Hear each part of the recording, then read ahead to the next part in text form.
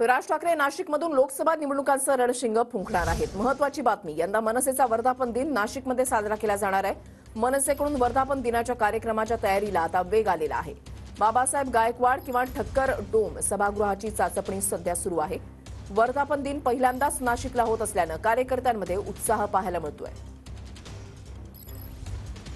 राज ठाकरे नाशिकमधून लोकसभा निवडणुकीचं रणशिंग जे आहे ते फुंकणार आहेत, कारण मनसेकडून वर्धापन दिनाच्या कार्यक्रमाच्या तयारीला आता वेग आलेला आहे आणि पहिल्यांदाच मनसेचा वर्धापन दिनाचा कार्यक्रम हा आता नाशिकमध्ये होतोय। कार्यकर्त्यांमध्ये सुद्धा एक उत्साहाचं वातावरण पाहायला मिळतंय।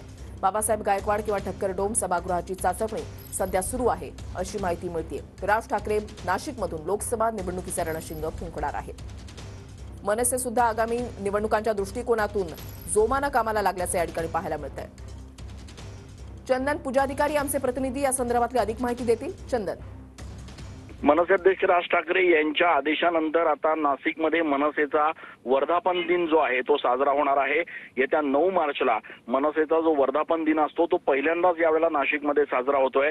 खरं तर अनेक वर्षांपासून नाशिक हा मनसेचा गड मानला जातो। मधल्या काळामध्ये मोठ्या प्रमाणात मनसेमध्ये गटबाजीच्या कारणामुळे पडझड जी आहे ती या ठिकाणी झाली होती। मात्र राज ठाकरे आणि अमित ठाकरे हे दोघंही गेल्या काही महिन्यांपासून नाशिकचे दौरे करतायत आणि नाशिकचा हा गड पुन्हा एकदा जिंकण्यासाठी राज ठाकरे पुन्हा मैदानात स्वतः उतरलेले आहेत आणि त्यामुळे येणाऱ्या 9 तारखेला मनसेचा वर्धापन दिन जो आहे तो पहिल्यांदा नाशिकमध्ये होणार आहे। या वर्धापन दिनासाठी नाशिकचं दादासाहेब गायकवाड सभागृह असेल किंवा ठक्कर डोम असेल, या दोघांची चाचपणी जी आहे ती मनसेकडनं सुरू आहे। मात्र या संपूर्ण निर्णयामुळे मनसैनिकांमध्ये प्रचंड उत्साहाचं वातावरण आहे असं बघायला मिळतंय। नक्कीच धन्यवाद चंदन दिलेल्या सविस्तर माहितीसाठी।